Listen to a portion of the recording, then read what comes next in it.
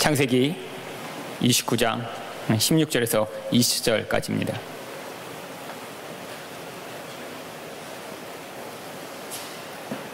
제가 봉독하겠습니다.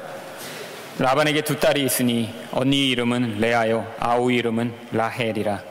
레아는 시력이 약하고 라헬은 곱고 아리따우니 야곱이 라헬을 더 사랑함으로 대답하되 내가 외삼촌의 작은 딸 라헬을 위하여 외삼촌에게 7년을 섬기리이다.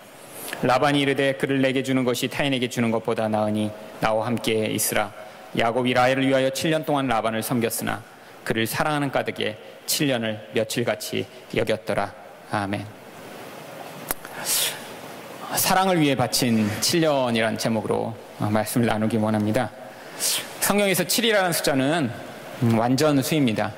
그래서 하나님과 관련된 이야기를 보여주기 위해서 7이라는 숫자, 또 7과 관련된 숫자들을 많이 사용합니다. 그런데 이 야곱이 라헬을 얻기 위해 내가 7년을 봉사하겠다라고 한 것도요, 그냥 7년이라고 얘기한 것이 아니라 그가 바칠 수 있는 전부를 바치겠다라고 이야기를 한 것입니다. 고대나 아직도 중동 지역에는요, 결혼하기 위해 신부값을 내야 합니다.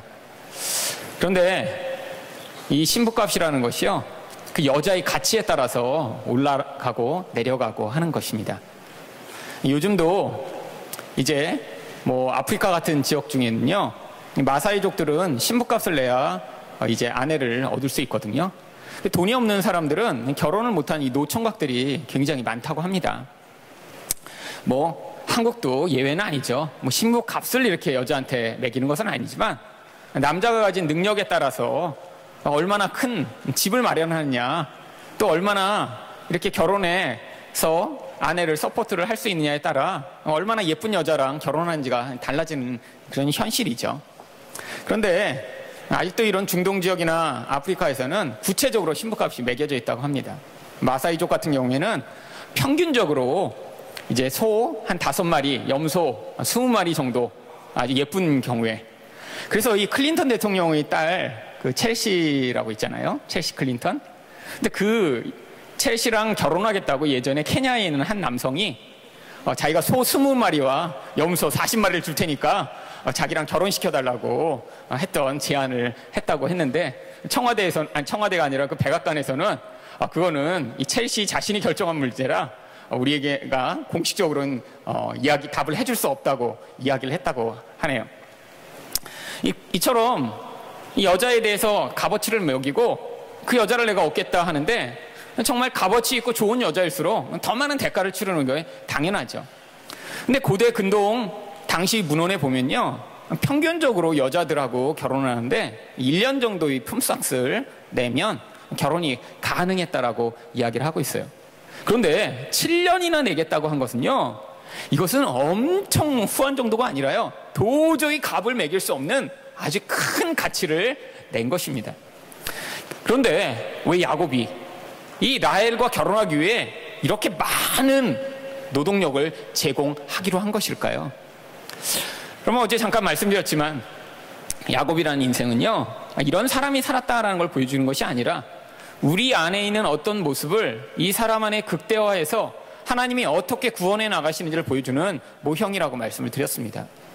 바로 이렇게 야곱 안에 있는 힘에 대한 열망, 형처럼 강하게 태어나지도 않았고요, 또 형처럼 장자로 태어나지도 못했기 때문에 가졌던 그 끊임없는 결핍과 불만족을 야곱은 해소하기 위해 형을 속였고요, 결국 아버지를 속인 뒤에 집에서 쫓겨나고 맙니다. 여러분, 이렇게 남을 속여 무엇인가 내가 원하는 것을 얻게 되면요, 그 원하는 것은 얻을지 몰라도요, 그때부터 관계가 단절되게 되어 있어요. 여러분, 저희 집에도 저희 아들과 딸이 있는데 관계가 깨지는 거는 아주 쉽습니다. 저희 딸이 학교에서 케이크를 하나 이렇게 만들어 왔는데 동생한테 끝까지 나눠주길 싫어하는 거예요. 그러면 동생이 그거 달라고 하는데 안 주니까 몰래 감춰놓은 걸 몰래 뺏어서 먹이면 그때부터 관계가 꽝 깨지죠. 케이크 하나 때문에 집안에 큰 분란이 일어납니다. 마찬가지예요. 세상에서도 재화는 한정돼 있는데 그 한정된 재화를 누군가 뺏으려고 할 때 그 사람이 그것을 얻을진 몰라도요, 다른 더 큰 것들을 잃어버리게 됩니다.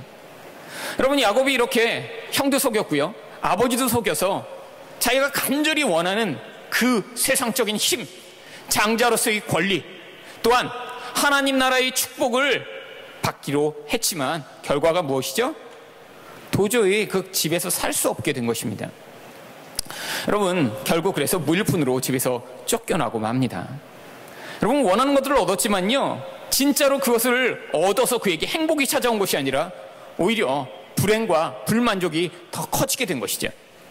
그런데 야곱은 세상적으로 말하면 형과 비교해 힘이 없는 사람이었습니다. 능력을 갖추지 못한 사람이죠. 능력이 없으니까요, 결혼도 마음대로 못한 거예요.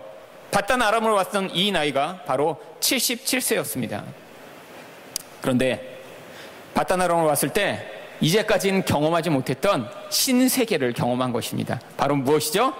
라헬이라고 하는 여자를 본 순간 반한 겁니다. 여러분, 고대에는요, 연애해서 결혼하는 경우는 거의 없습니다.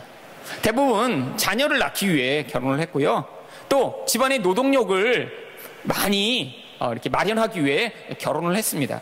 그래서 다 가족끼리 일하고 가족끼리 가족의 재산을 지키고 또 가족끼리 먹고 살아야 됐기 때문에 그래서 여러 여자랑도 결혼을 한 것이죠. 그래야 자녀를 많이 낳아서 그 가족의 재산을 지키고 자기들이 풍족한 삶을 살 수 있도록 만드는데 이 노동력이 아주 중요했으니까요. 그런데 야곱은요, 바로 우리들의 시조가 되는 연애 결혼을 이제부터 시작을 합니다. 그래서요, 이스라엘의 랍비들은요, 이 부분을 해석하면서 아주 고민을 하고 있어요. 아니, 우리 이 믿음의 조상이라고 하는 이 야곱이 이렇게 연애 결혼을 하는 것을 어떻게 이해해야 할 것인가? 하나님이요, 바로 우리들에게도 메시지를 주시기 위해 이 야곱 같은 특이한 인간을 그때부터 준비해 놓으신 것입니다. 여러분, 야곱이 이렇게 사랑했던 라헬에 대해서 성경이 무엇라고 이야기하죠? 17절입니다. 레아는 시력이 약하고 라헬은 곱고 아리따우니. 이 곱다라고 번역된 단어는요, 원래 몸이 아름답다 그런 뜻입니다. 그 다음에 여기 있는 아리따다라고 번역된 원래 단어는 얼굴이 예쁘다라는 뜻입니다. 합쳐서 얘기하면 어떤 뜻이죠? 몸도 예쁘고 얼굴도 예쁘다라는 뜻이죠. 요즘 말로 번역하면 몸짱, 얼짱이더라, 이렇게 번역할 수 있는 구절입니다. 야곱이 이 라헬을 보고 사랑에 빠진 것은 너무나 당연합니다. 게다가 나이가 들었는데 아직까지 여자다운 여자를 제대로 만나본 적이 없어요. 가나안 땅에 살면서 주변에 있던 가나안 여자들은 굉장히 드세거든요. 여러분 생각해 보세요. 형이 이렇게 힘이 세서 나가서 얼굴에 문신을 잔뜩한 그런 여자들을 데리고 왔지만 야곱같이 이런 사람이 동네에 가갖고 어디 여자들하고 눈 한번 제대로 마주쳤겠어요? 그런데 이제 여기서 얼굴도 예쁘고 몸도 예쁜 여자를 보자마자 사랑에 빠져버린 것입니다. 더구나 77세에 처음 빠진 사랑이에요. 여러분, 늦게 이 사랑에 빠진 사람들이 더 무섭습니다. 20대가 될 때까지 한 번도 연애 못 해보다가 이 30대에 막 그 열망을 가지고 누군가를 만났을 때 불같은 사랑을 하게 되는 경우가 가끔씩 있죠. 여러분들요, 걱정하지 마세요. 지금 막 20대 때 난 연애도 한 번도 못 해보고 사랑을 할 수 있을까? 여러분, 누군가 만나기만 하면 시작될 수 있습니다. 우리 77세 된 야곱 할아버지도 계시잖아요. 그런데 여러분, 아직 한참 남았죠? 그러니까요, 지금 좀 나이가 들었어도 낙심하지 마세요. 때가 옵니다. 죽기 전에 한 번은 하겠죠. 그렇죠? 여러분, 불같이 사랑을 했는데 문제는 여기에 레아라고 하는 라헬의 언니가 같이 있었던 거예요. 레아에 대해서는 성경이 뭐라고 예시하죠? 17절입니다. 다시. 레아는 시력이 약하고. 여러분, 성경을 읽을 때 원래 이렇게 한글이 번역한 그대로 읽으면 안 돼요. 왜냐하면 번역을 하다 보면 원래의 의미를 그대로 살리지 못하는 경우가 많이 있습니다. 원래 원어로 이 부분을 읽으면요, 레아는 시력이 약하고 그러나 라헬은 곱고 아리따다 이렇게 되어 있습니다. 한국어는 번역을 하면서 이런 접속사나 성수나 이런 걸 그대로 번역을 안 하는 그런 습성이 있거든요. 그런데 여러분, 그러나라고 번역을 하고 나면 이 앞뒤 문장이 잘 안 맞습니다. 그러나는 어때 쓰죠? 이 사람은 키가 크다, 그러나 이 사람은 키가 작다, 이렇게 돼야 말이 맞잖아요. 라헬은 얼굴도 예쁘고 몸도 예쁘다, 그러나 언니 레아는 눈이 나쁘다. 아니, 눈이 나빠서 잘 안 보이는 게 동생이 얼굴도 예쁘고 몸도 예쁜 거랑 어떻게 그러나로 반대되는 내용일까요? 그러니까 뭔가 여기에는 해석이 필요한 것입니다. 여기 나와 있는 시력이 약하다, 물론 이렇게 해석할 수 있는 그런 뜻이지만 여기 약하다라고 하는 이 원어는요, 예수님이 병자를 고쳐주셨다라고 번역할 때 병자라는 단어로 신약성경에는 번역이 되는 바로 그런 단어입니다.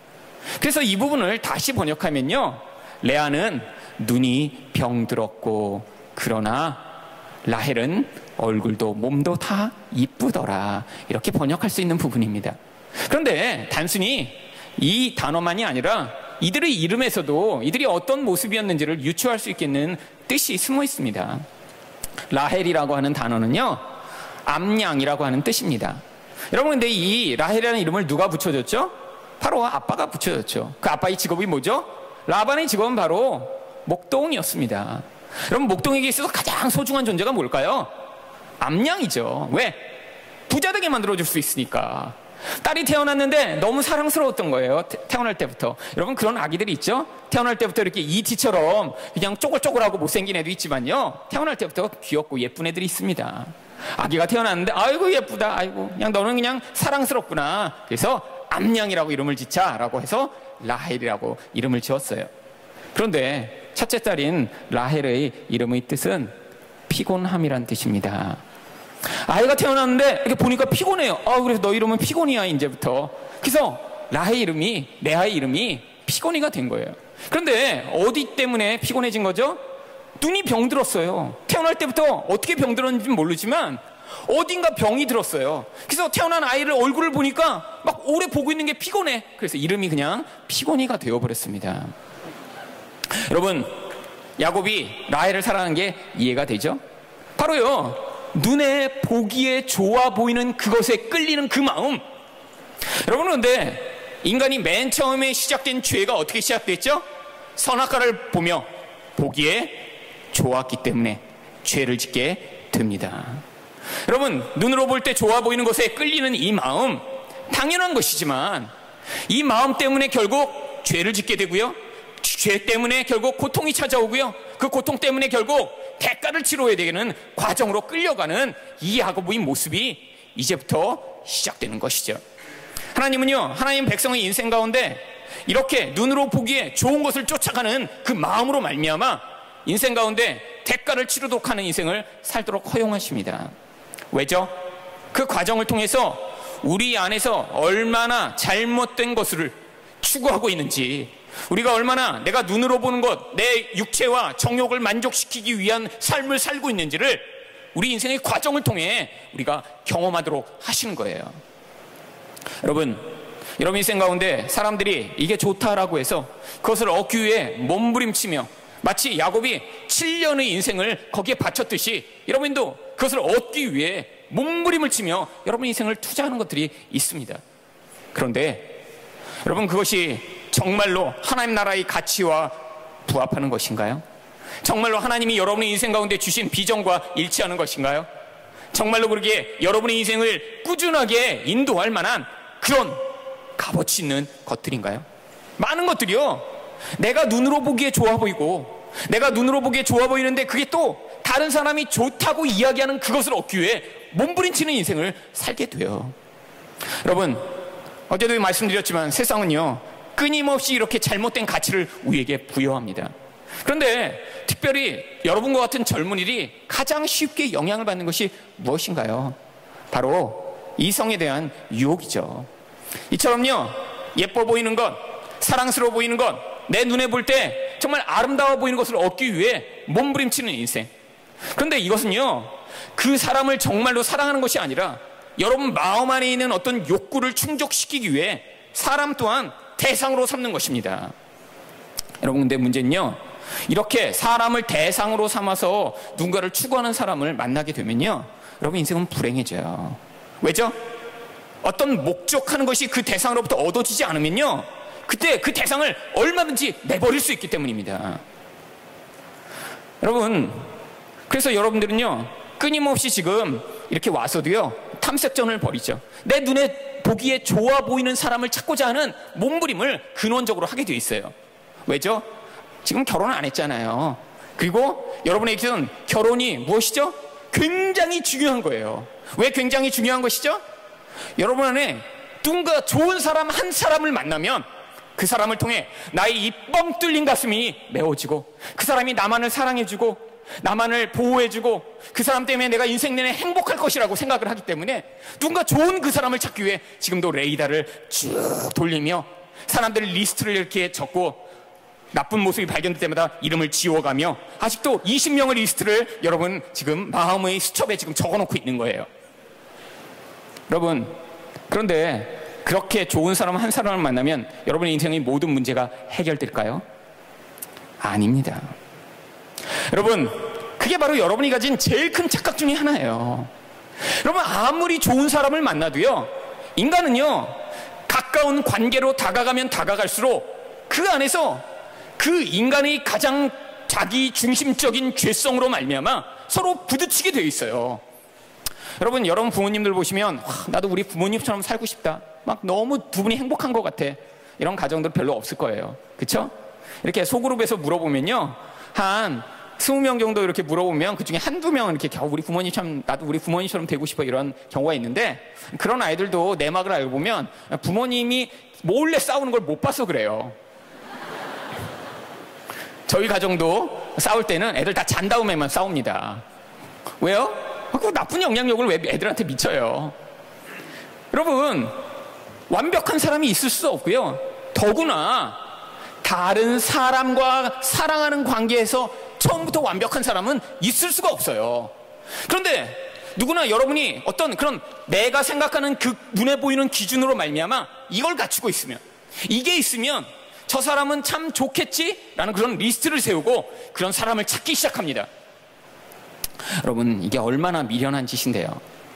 제가 왜 이것을 미련하다고 얘기하냐면 저도 20대 때 그랬거든요.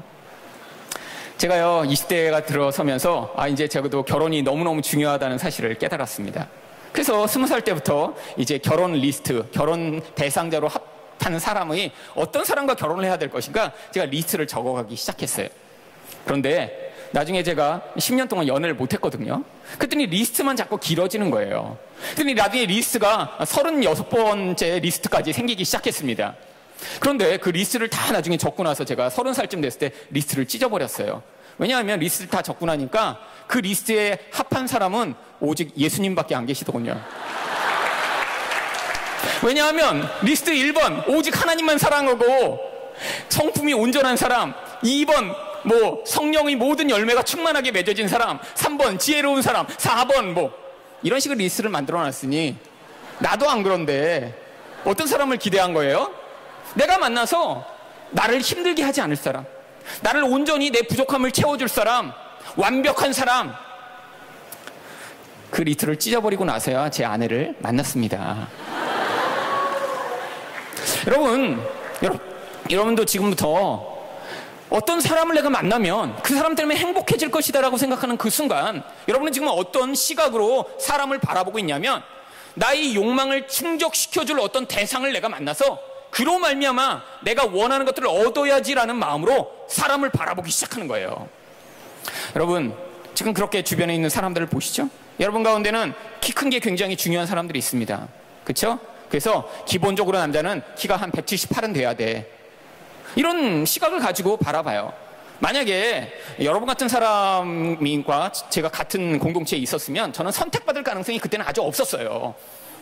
그렇죠? 이미 그 기준에서 떨어지니까요. 그 다음에 여러분도 문제는요, 그 다음에 여러분이 리스트로 세워놓는 다양한 기준들이요, 다 여러분이 볼 때 좋아 보이는 그런 것들을 세웁니다. 근데 그 가장 기본적인 리스트 중에 뭐예요? 남자는요, 기본적으로 여자들이 보라보는 남자의 그 첫 번째 그 리스트가 능력이 있어야 돼요. 능력이. 그래서 남자는요, 조금 얼굴은 못생겨도요, 의사다 그러면 주가가 올라가는 거예요. 왜죠? 예전에는 그런 의사를 만나기 전에는 그래도 남자도 좀 잘생겨야지 평생 보고 살 텐데 이렇게 생각하다가 막상 의사를 딱 소개받고 만나고 나서는요, 그래도 잘 뜯어보면 귀여운 구석이 있어, 이렇게 바뀌어요. 왜죠? 훨씬 더 중요한 능력이라는 게 첫 번째 우선순위로 충족이 됐기 때문에 나머지는 별거 아닌 거예요. 여러분, 남자들이 바라보는 여자의 첫 번째 우선순위는 뭐죠? 뭐 찬양 잘하는 건가요? 뭐 밥 잘하는 건가요? 이런 건 다 부차적입니다. 뭐예요? 여기 있는 라헬처럼 얼굴도 예쁘고 게다가 몸도 예뻐야 돼요. 얼굴만 이쁘면 안 돼요. 얼굴은 예쁜데 몸은 85kg야. 안 돼요. 그러면 같이 이뻐야 돼요. 이게 참 어렵습니다. 뒷모습은 정말로 아리따웠는데 앞에서 보니까 다시 보지 말을 걸, 그런 후회가 드는 사람들 많잖아요. 여러분, 그래서 어떤 종류의 조건을 충족시키기 위해, 그리고 여러분도 그러니까요, 세상이 그 기준으로 다 바라보니까 어떻게 돼요? 자기를 바라보면 불안한 거예요. 여러분, 정말로 여기서 내가 능력 있다라고 그렇게 주장할 만한 그런 사람이 몇 명이나 있습니까? 나는 모두가 볼 때 얼굴도 이쁘고 몸도 이뻐서 모두에게 사랑받을 만해 라고 자신 있는 사람이 몇 명이나 있어요. 물론 몇 명 있어요. 그게 문제예요. 몇 명이 있어요. 걔네들 때문에 문제인 거예요. 늘 아주 없으면 괜찮아요. 근데 그 몇 명이 들어와서 물을 흐려버려요. 그러니까 사람들이 볼 때 쟤도 있는데 나도 만나겠지. 그런데요, 여러분, 그렇게 소수만 있는 사람들은요, 기회가 또 소수의 능력 있는 사람들만 서로 끼리끼리 만나게 됩니다. 왜죠? 서로 선택의 기준들이 비슷하게 맞으니까요. 여러분, 그런데 이게 무슨 영향력이죠? 세상의 영향력이에요. 나의 눈에 볼 때 좋은 것을 취해 그것을 나의 욕망의 대상으로 삼고자 하는 세상의 영향력. 그런데 제가 어제 말씀드렸죠? 여러분, 자기 중심적으로 살아가는 사람은요, 관계를 맺으면 맺을수록 고통스럽습니다. 여러분, 누군가 깊이 사귀면요, 어떤 사람 때문에 상처받고 고통하고 눈물을 흘리게 되는 이유는 딴 게 아니에요. 자기 중심성 때문이에요. 내 생각, 내 뜻, 내 욕망을 위해 다른 사람을 도구로 사용하는 사람. 여러분, 근데 남자가 능력이 있다고 생각해 보세요. 능력이 있으려면 중고등학교 때 어떻게 했어야 돼요? 여러분, 친구 관계 이런 거 별로 중요하게 여기는 사람은 능력이 있을 수가 없어요. 뭐 친구가 야, 우리 축구 같이 하자. 나 공부해야 돼. 야, 우리 누구 생일 파티 하자. 안 돼. 내 이사 가는데 좀 도와줘. 싫어.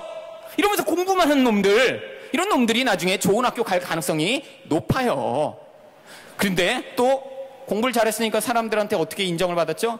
아이고, 우리 아들 그냥 공부도 잘하고 그냥. 아이고, 그래서 늘 인정을 받았어요. 여러분, 내면은 황폐했고 이기적인데 외부에서 이런 외적인 조건으로 칭찬을 받을 때 안에 뭐가 형성되는 줄 아세요? 교만함이 형성됩니다. 내가 하는 건 다 옳아.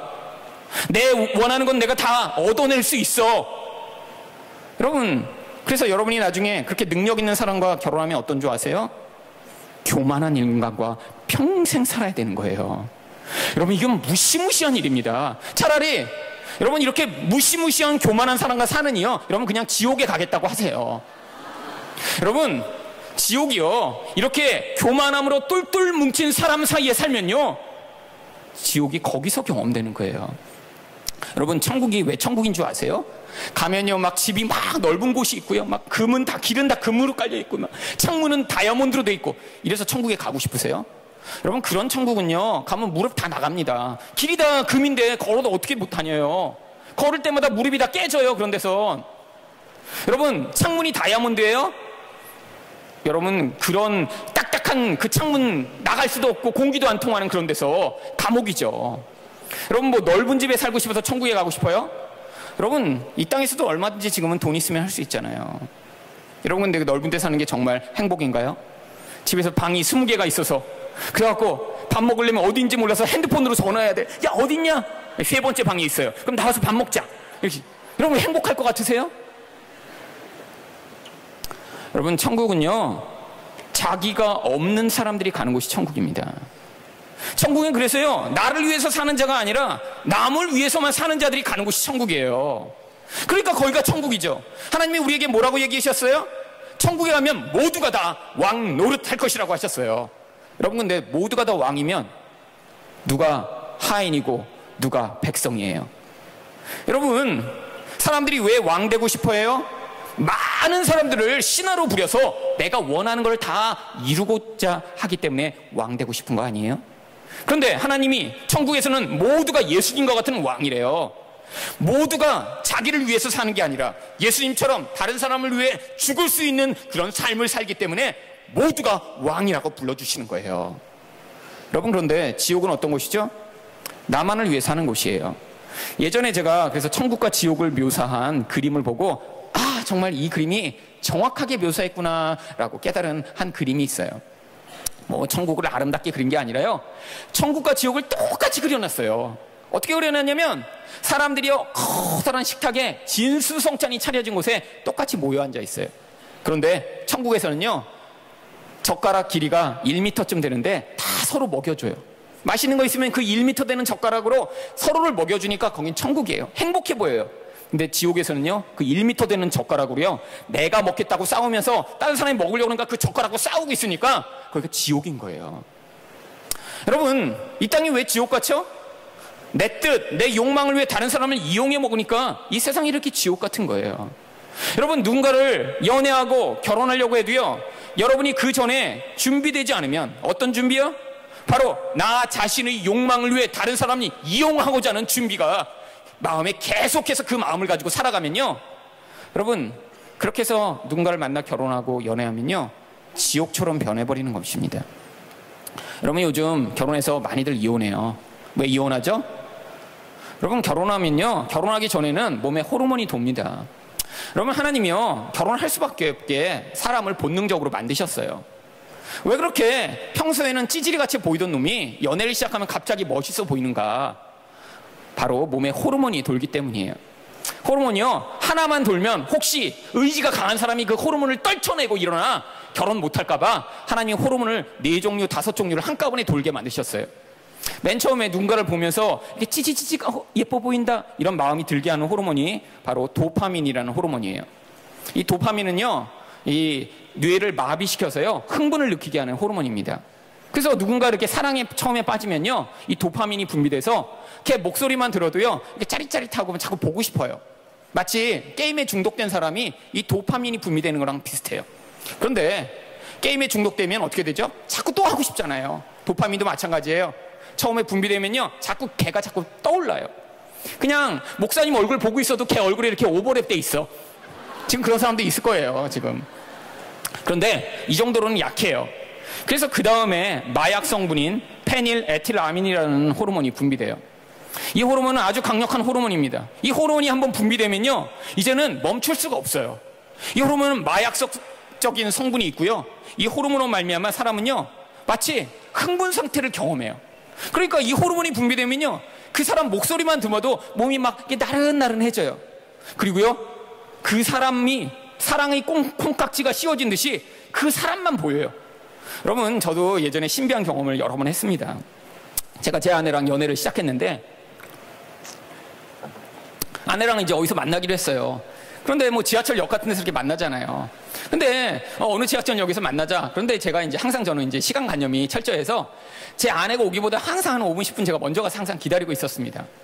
그런데 이렇게 딱 지하철역에 있는데 그때는 아주 바쁜 시간이었어요. 너무 저희가 서로 시간이 없어갖고 아주 바쁜 잠깐 그 시간에 얼굴만 보고 그냥 헤어지기로 했는데 사람이 지하철에서 막 수백 명이 쏟아져 나오는 거예요. 그런데 제가 이렇게 딱 서 있는데요 제가 뭐 키도 별로 안 크잖아요. 근데 그 수백 명 사이에 제 아내 얼굴만 딱 보이는 거예요. 그래갖고 아무개 하고 소리를 지르는 그 신비한 경험. 여러분, 사람들이 이렇게 많아도요 좋아하는 사람이 있으면 그 사람밖에 안 보여요.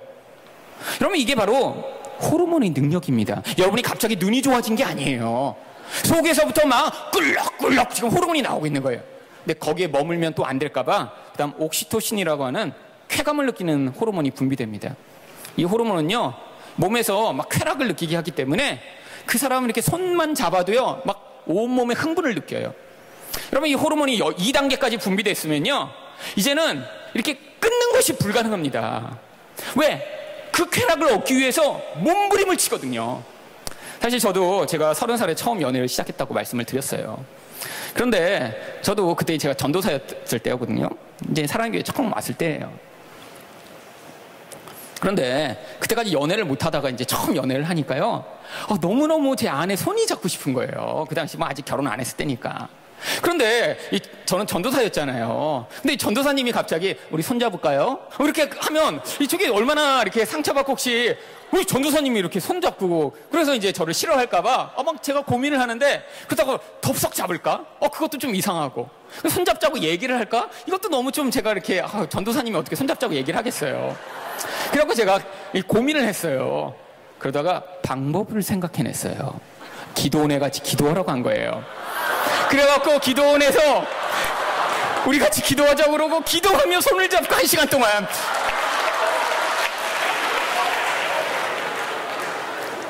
지금 생각하면 이해가 돼요. 여러분, 마음에요, 그런 마음이 안 들어요? 여러분 보고 저를 보고 웃으셨죠? 여러분 만약에 나중에 어떤 남자친구 사귀었는데 1년이 지나도 이렇게 손을 만지려고 안 한다, 그럼 이렇게 조용히 물어보세요. 혹시 남자가 더 좋아, 오빠? 이렇게 물어봐야 돼요. 여러분, 이렇게 자매를 사귀는데 전혀 만지고 싶지도 않고 자매에 대한 어떤 이런 마음의 흥분이 정말 없다, 이것도 심각합니다. 나중에 결혼해서 2세를 포기해야 될지도 몰라요. 여러분, 그런데 대부분 어떻죠?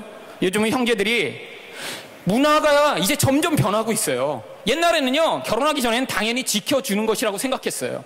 그런데 여러분, 텔레비, 드라마, 인터넷 온갖 곳에서 뭐를 얘기하죠? 사랑하면 자도 돼. 사랑하면 같이 여행 가도 돼. 사랑하면, 여러분, 그 사랑이 어떤 사랑이죠? 성경이 얘기하는 진짜 그 사랑인가요? 세상이 얘기하는 사랑은요, 너희 욕구를 만족시킬 수 있으면 이란 뜻이에요. 네 욕구를 만족시키기 위해서는 자도 돼. 네 욕구를 만족시키기 위해서는 여행 가도 돼. 네 욕구를 만족시키기 위해서는 죄를 파괴해도 돼, 라는 뜻이에요. 세상의 사랑은요, 철저히 자기 욕망에 기반을 두는 사랑입니다. 너를 만족시킬 수 있다면 어떤 것이라도 해도 돼가 사랑의 기반이에요. 여러분, 성경적 사랑은 무엇이죠? 상대방을, 나를 희생히 지켜주는 것입니다.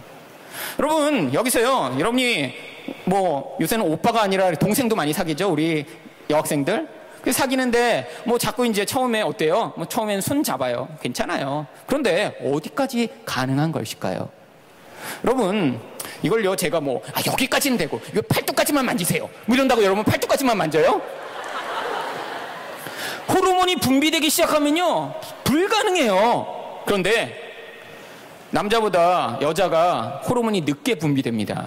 그래도 하나님이 다행스럽게 똑같이 둘 다 분비되면요, 이게 이제 큰일 나죠.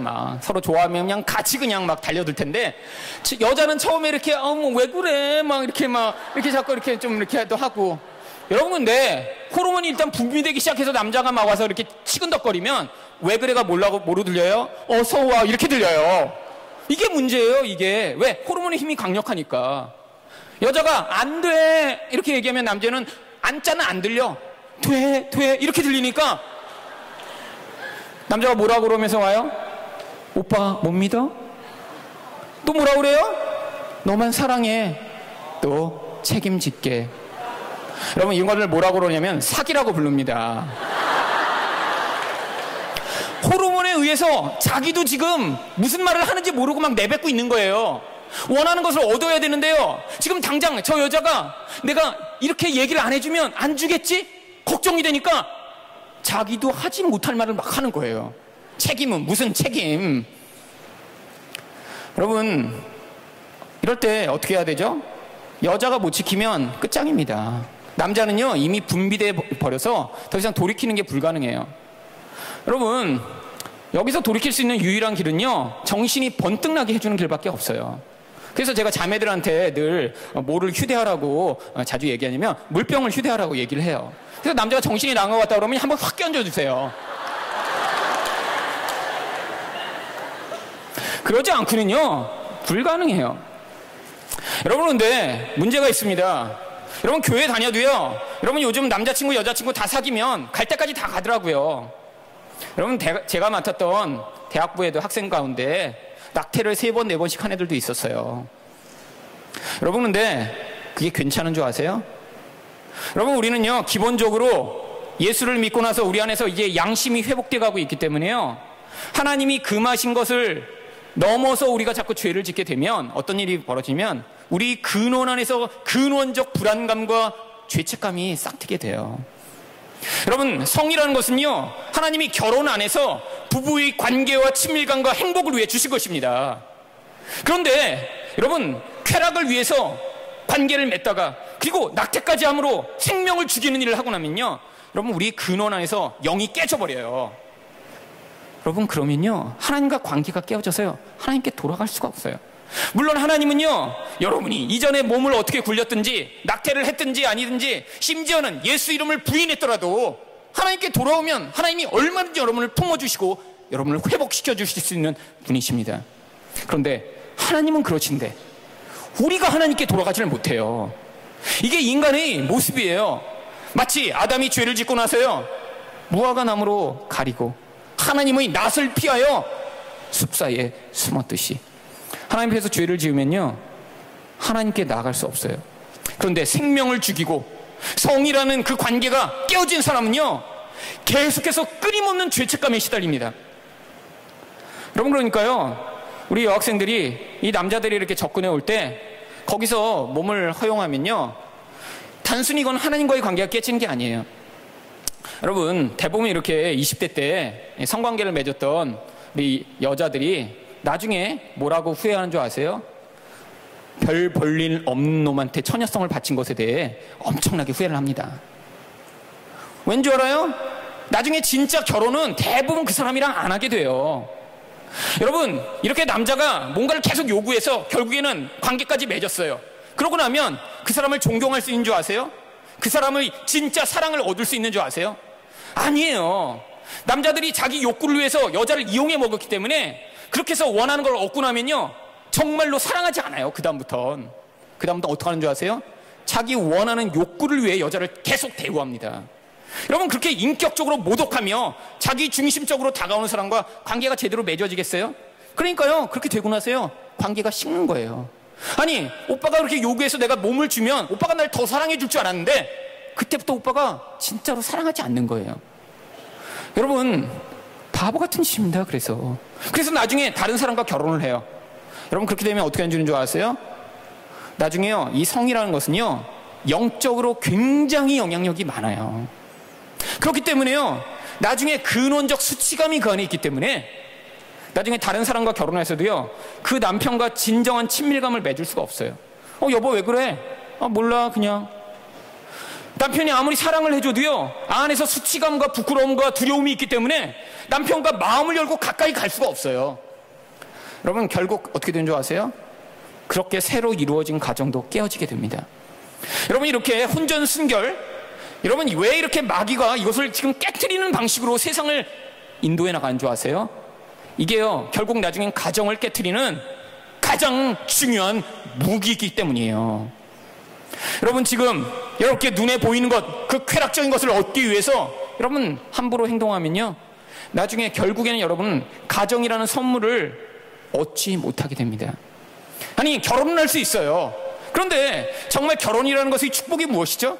그 안에서 누군가, 하나님 안에서 연합된 누군가와 함께 하나님이 걷게 하신 이 인생의 여정을 걸어가며 그 안에서 함께 하나님께 나아가고 함께 예배하고 함께 은혜를 누리고 하나님이 함께 말씀하시는 것을 듣는 그 축복을 누려야 되는데 나중에 그 친밀감을 얻지 못하니까요, 결국에는 그 안에서 그 가정 또한 깨지게 되는 것이죠. 여러분, 마귀가 그래서 예수 믿는 사람도요, 여러분을 지옥으로 끌고 갈 수는 없어요. 그런데 뭔 할 수 있어요? 이 땅에서 지옥처럼 살게 만들어줄 수는 있습니다. 여러분, 우리 자매들, 여러분이 여러분 자신을 지키는 수밖에 없어요. 결국에는 우리 형제들은요, 일단 호르몬이 분비하기 시작하면 눈이 풀려요. 그래갖고 눈이 풀린 다음에 뭐 너만 좋아해, 그러면 일단 물을 끼얹어주고요, 그래도 안 되면요, 호신용 칼 같은 걸 가지고 다니면서 찔러요, 한 번씩. 여러분, 우리 자매들, 진짜 자매들이 원하는 게 그 오빠가 뽀뽀해주는 걸 그렇게 원하나요? 아니잖아요. 사실은 자매들이 진짜 원하는 건요, 남자가 내 이야기를 공감해주고 들어주고 나만을 사랑해주는 걸 원하잖아요. 그쵸? 여러분, 그래서 자매들이 진짜 자기가 사랑받는다고 느낄 때는요, 남자가 자매의 이야기를 집중해서 들어주며 그 앞에서 고개를 끄덕이며 공감해줄 때예요. 저도요, 제가 결혼했을 때 그 사실을 그때 못 배우고 결혼했어요. 아무도 얘기해 준 사람이 없었어요. 근데 저녁에 이렇게 사역을 마치고 집에 가면요, 아내가 여보 하면서 이렇게 이야기를 해요. 그럼 저도 하루 종일 힘들었거든요. 그래서 앉아서 이렇게 테레비를 켜고 그래, 그래서 무슨 일이 있었어? 그럼 이렇게 테레비를 보고 있는데 얘기하다가 얘기가 없어져요, 갑자기. 그래서 아내가 어디 갔나 보면 저쪽에 딴 데 가 있어. 그 다음날부터 반찬이 틀려져요. 그리고 마음이 안 좋아. 그래서 물어봐. 여보, 왜 마음이, 무슨 일 때문에 마음이 안 좋아? 누가 여보를 힘들게 해? 당신이 힘들게 하잖아, 당신이. 나는 아무 일도 안 했는데. 그걸 배우고 나서 이제 집에 들어가기 전에 문고리를 잡고 아내를 위해서 10%의 에너지를 남겨놓고 들어가리라. 그리고 거기서 한번 심호흡을 깊이 하고 들어가서 여보, 오늘 무슨 일 있었어요? 그리고 테레비 끄고 아무것도 안 하면서 아내의 눈을 바라보면서 여보 하고 있으면 아내가 또 주저리 오늘 무슨 일이 있었고 저선 일이 있었고 얘기를 해서 제가 그거를 끝까지 들어주고 나면 가정이 평화로워요.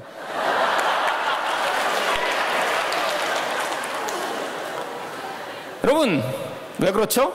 우리 자매들은요, 공감받기를 원해요. 근데 그냥 공감이 안 돼요. 내가 하는 이야기를 그 사람이 집중해서 끝까지 들어주고 거기서 토를 달면 안 돼. 또 토를 달면 제가 이렇게 얘기를 하다 보면요, 저런 쓸데없는 얘기를 왜 이렇게 길게 할까 이런 생각이 가끔씩 들 때가 있어요. 그래서 가끔씩 그 여보 그거 그때 그렇게 하고 그때 그렇게 하지, 그거 그냥 사지고 그랬어.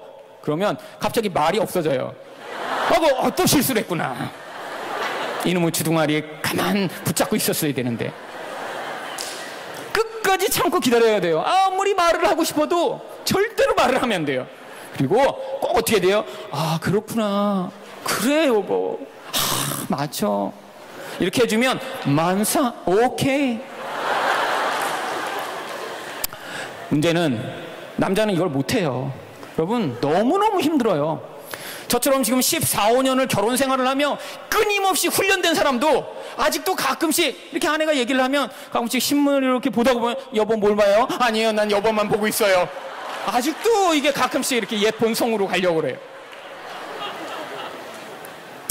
여러분, 그런데 여러분 20대의 남자들 만나면서 여러분 이야기를 들어주길 바래요?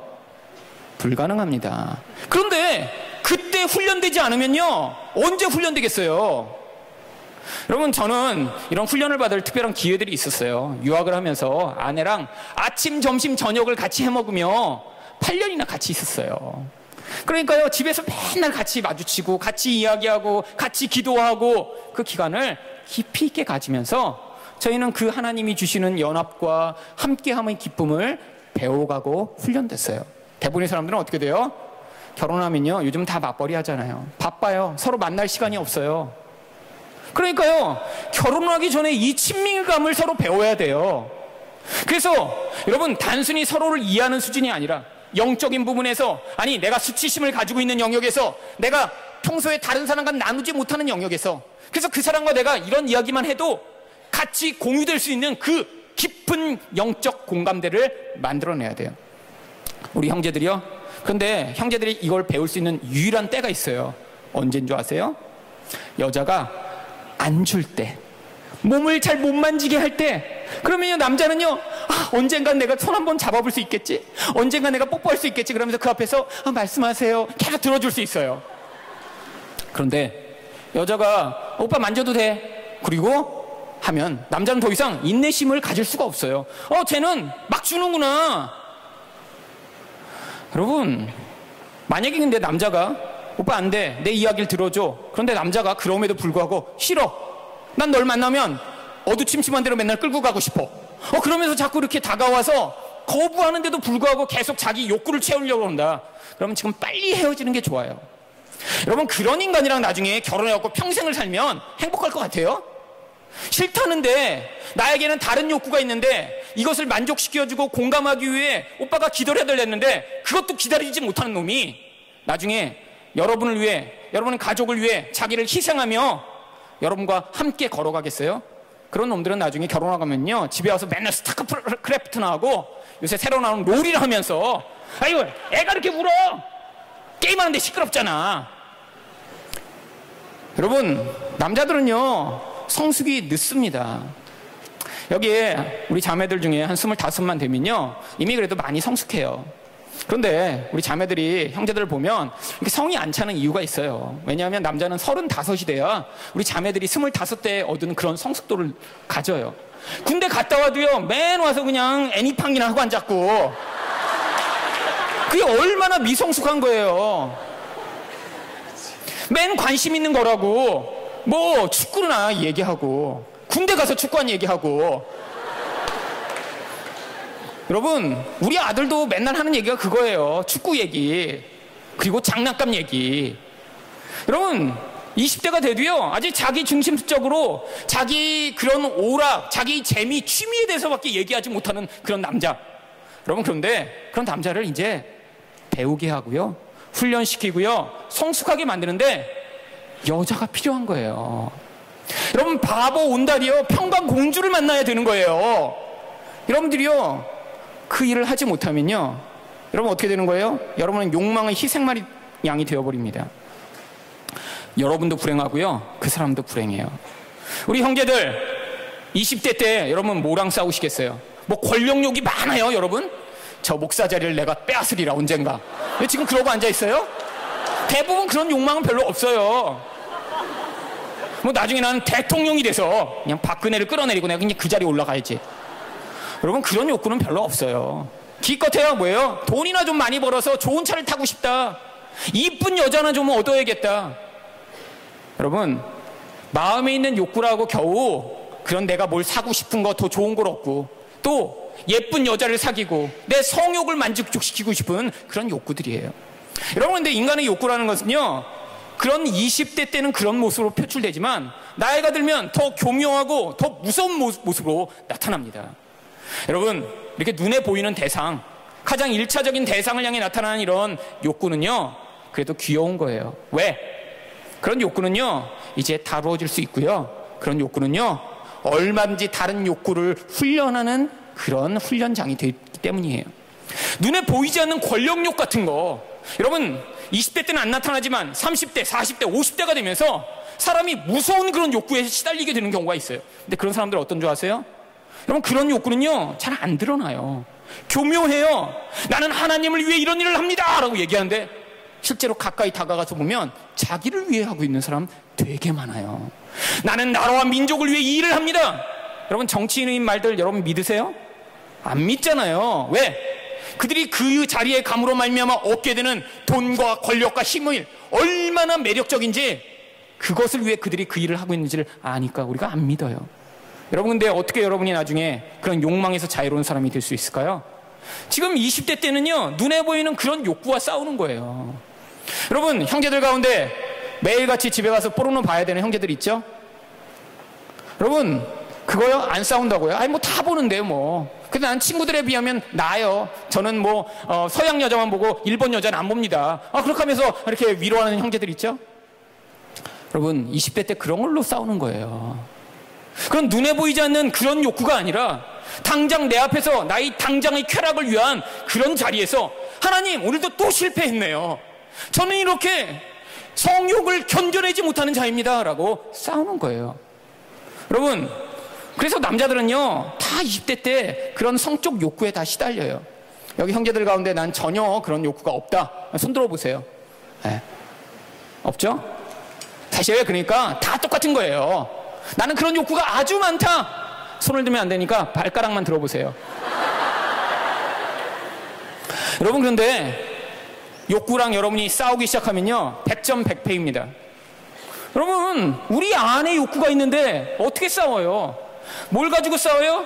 내가 그런 욕구를 나의 힘과 능력으로 이겨낼 수 없음을 하나님 앞에서 고백하면서, 하나님, 저는 이런 자입니다. 그런데 나의 힘과 나의 능력으로는 불가능하오니 십자가의 능력으로 내 안에 있는 이 죄를 태워주시옵소서. 하나님 앞에 나아가서 해결받는 거예요.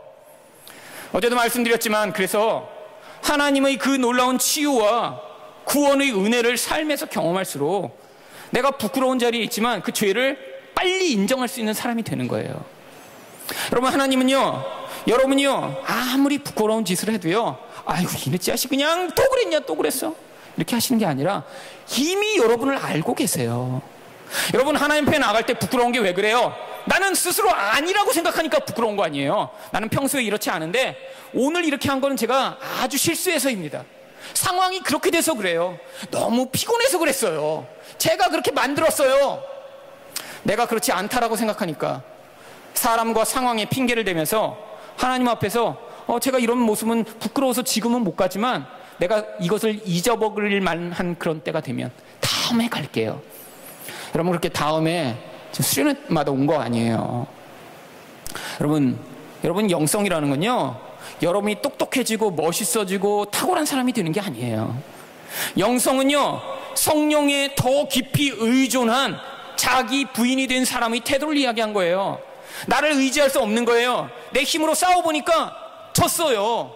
내 힘으로는 이겨낼 수가 없어요. 결심을 했는데 또 나쁜 걸 또 봤어요. 여러분, 그때 어떻게 해요? 눈가를 뽑아버려요? 그럼 여기 지금 눈 달린 사람이 하나도 없어야 돼요. 여러분, 그때마다 하나님, 나는 이렇게 연약한 자입니다. 오늘도 결심하고 애써봤지만 불가능합니다라고 예수 그리스도의 발 앞에 나갈 수 있는 자, 이 사람이 주의 은혜와 능력으로 회복되고 치유될 수 있는 사람인 거예요. 여러분이 하지만 인생에서 싸워야 할 대상, 지금 20대에 싸워야 할 대상, 30대에 싸워야 할 대상 각각 틀립니다.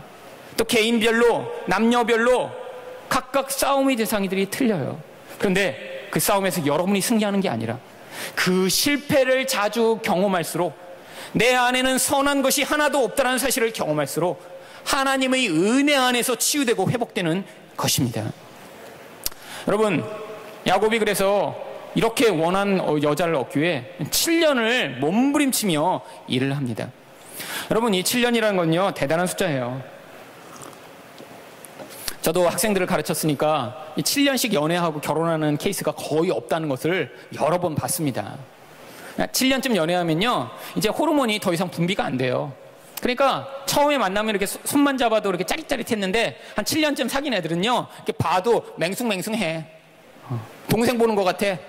그러니까 그때 더 이상 사랑의 느낌이 안 오는 거죠. 그러니까 사소한 거에도 막 짜증이 나요. 여러분, 여자들이 남자를 확 그냥 차버리고 싶을 때 넘버 1위가 뭔지 아세요?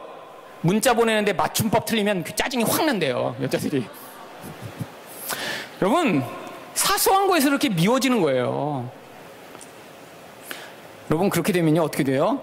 결국에는 나중에 헤어지는 경우가 많죠. 그런데 여러분, 7년을 이 야곱은 불같이 사랑합니다. 성경이 뭐라고 얘기하고 있나요? 29장 21절이에요. 야곱이 라반에게 이르되 내 기한이 찼으니 내 아내를 내게 주소서. 내가 그에게 들어가겠나이다. 여기서 들어가겠다라고 하는 말은요, 은유적인 표현이고요, 나는 내 아내와 성관계를 맺겠다, 이런 뜻입니다. 여러분, 이 불같은 사랑을 할 수 있었던 한 가지 이유가 바로 그때까지 참았기 때문이에요. 여러분, 참으면요, 그것을 얻지 못하기 때문에 그 열망이 더 커질 수밖에 없습니다. 그래서 여러분, 고대에는요, 결혼하기 전에 이렇게 관계를 맺는다는 게 있을 수가 없었어요. 왜? 당신은 뭐 피임도 불가능하고 그러니까 관계를 맺으면 아이를 낳잖아요. 근데 혼인하지 않았는데 이렇게 관계를 맺어서 아이를 낳으면요, 돌로 쳐서 죽이는 게 일반적인 풍습이었거든요. 그러니까요, 겁나서라도 못하는 거예요. 7년을 참았어요. 그런데 불같이 사랑을 했습니다. 이 야곱 대단하지 않아요? 77세의 할아버지. 결혼할 이 7년을 일하고 나니까 몇 세가 됐어요? 84세. 여러분, 이스라엘 사람들은 결혼을 어떻게 하냐면요, 밤에 합니다. 사람들이 술을 마시고 춤을 추고 축제처럼 즐겨요. 밤이 어두워지면요, 이제 신랑이요, 신부가 있는 천막으로 들어갑니다. 여러분, 7년을 사랑했어요. 볼 때마다 가슴이 뛰어요. 사랑하고 싶었고 아내로 삼고 싶었어요. 같이 자고 싶었어요. 근데 참았어요. 그런데 그날이 온 거예요. 여러분, 신부의 베일을 벗기고 신부를 눕히고 사랑하면서 뭐라고 했을까요? 라헬 사랑해. 내가 너만을 사랑해. 내가 너를 위해서 이 7년을 일했어. 라헬 사랑해. 아침이 되었습니다. 성경이 뭐라고 얘기하고 있는지 보죠. 25절이에요. 야곱이 아침에 보니 레아라. 그렇게 사랑해서 얻었어요. 라헬인 줄 알았어요. 행복했어요, 밤에는요. 그런데 아침에 보니까 레아예요. 그렇게 밤에 맛있게 먹었는데 아침에 보니까 구정물이더라. 여러분, 성경이 왜 이걸 기록해놨을까요? 우리 인생에서 추구하는 것들이 다 이렇기 때문이에요. 라헬, 내가 눈으로 보기에도 좋아 보여요. 내가 얻으면 행복할 것 같아요. 그래서 내가 인생을 다 바쳤어요. 7년을 바쳤어요. 내가 저 자리에만 가면 되겠지. 저 여자만 얻으면 되겠지. 저 사람하고만 결혼하면 되겠지. 내가 저 직장에 가면 되겠지. 7년, 8년, 10년씩 바치는 사람들이 있어요. 여러분, 요 신림동에 가면 고시촌에 사람들이, 지금은 옛날처럼 고시를 보기 위해 많이 있지 않은데 지금도 가면 사람들이 거기 고시촌에 사람이 많습니다. 왜죠? 고시라고 하는 게요, 사람들이 그렇게 단번에 자기 인생을 만족시킬 수 있는 그런 것을 얻을 도구로 여태까지 한국에서 사용되어 왔기 때문이에요. 사람들이요 3년, 5년, 7년 바칩니다. 그런데 전부 다 고시에 패스하나요? 아니에요. 7년쯤 돼서도 얻지 못하는 사람들은요 폐인이 된 사람이 많아요. 제가 아는 분이 그 신림동 고시촌에서 식당을 하세요. 그런데 가끔씩 그런 얘기를 하세요. 어떤 40대 후반의 아저씨 맨날 와서 밥을 먹고 가는데 계속 와서 혼잣말을 한대요. 그래서 계속 혼잣말로 쭈글쭈글쭈글 하면서 그러고 밥을 먹고 간대요. 왜 그런가 알고 보니까 그 고시촌에서 고시한 지 지금 25년쯤 됐대. 어떤 아가씨가 맨날 밥을 먹으러 오는데 돈가스를 늘 2인분을 시키는 거예요. 몸무게가 한 140kg쯤 돼요. 그래서 두 자리를 이렇게 걸터 앉아갖고 돈가스 2인분에 밥도 2-3공기를 매일 먹고 간대요. 고시한 지 8년 됐대요. 시작할 때는 내가 저것만 얻으면 되겠지. 그러면 한 3년쯤 해보고 안 되면 내 이 길이 아니구나 라고 명확히 판단을 하고 떠났어야 되는데 되겠지. 여러분, 물론 되는 사람은 되는 사람도 있습니다. 그런 사람들은요 3년이 아니라 1년만 해도 돼요. 1년만 해도. 여러분, 길이 아니면 분별하고 떠나야 돼요. 하지만 세상에서 왜 그렇게 고시를 사람들이 목숨을 걸고 보려고 하죠? 그게요 단번에 행복을 가져올 수 있을 것처럼 착각하게 만드니까요. 여러분도 여러분 인생에서 추구하는 것들이 있을 수 있어요. 그런데요 1-2년 해보고 여러분이 길고 아니면 빨리 떠나야 돼요. 미련을 가지고 3년, 5년, 7년 됐는데도 내가 이 시험만 통과하면 되겠지, 조금만 더 연습해서 공부하면 되겠지 라고 착각하고 있을 때 여러분은요 처참한 파괴를 경험하게 됩니다. 여러분, 각자마다 가진 능력이 달라요. 여러분, 기도 많이 한다고요 하나님이 갑자기 여러분을 지혜롭게 만드시거나 갑자기 여러분에게 좋은 것을 주시지 않아요. 왜 그렇죠? 여러분, 그거 하나 주신다고 해서요 여러분의 갈망이 멈춰지지 않기 때문이에요. 우리 근원적 갈망은 하나님의 생명으로부터 떠났기 때문에 시작된 거예요. 하나님을 여러분 영혼에서 깊이 있게 만나지 못하면요 해결될 수가 없어요. 여러분, 요한복음 4장에 보면 수가성에서 한 여인이 나옵니다. 예수님이 그 여인을 만나기 위해 사마리아의 수가까지 찾아가세요. 여러분, 이 여인은요 바로 우리들을 대표하는 여인이에요. 수가라고 하는 말 자체가 값을 주고 사다 이런 뜻입니다. 그런데 거기에 한 여인이요 예수님을 만나 예수님이 물을 달라고 하는데도 거부합니다. 왜? 이 여인은요 남자한테 계속 버림을 받은 여인이에요. 그런데 이 여인 안에 어떤 갈망이 있었죠? 이 여인은요 더 좋은 사람을 만나면, 나를 더 많이 사랑해주는 어떤 남녀를 만나면 내가 이 갈등과 수치와 괴로움으로부터 벗어날 수 있겠지? 그런데요 첫째, 둘째, 셋째, 넷째, 다섯째까지도 만났는데 소용이 없었던 거예요.